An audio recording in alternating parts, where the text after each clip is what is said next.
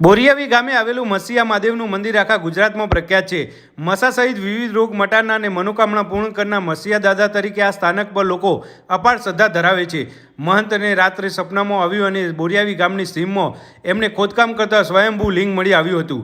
તે લિંગની સ્થાપના કરી લોકો ભક્તિપૂર્વક પૂજા કરવા લાગ્યા અને તેઓ મસીયા મહાદેવ તરીકે ઓળખાવા લાગ્યા. શ્રાવણ માસમાં દર સોમવારે અહીં મેળો ભરાય છે. તો જ્યારે પણ મહેસાણા બાજુ આવવાનું થાય ત્યારે બોરિયાવી ગામના મસીયા મહાદેવના દર્શન કરવાનું ના ભૂલતા હો.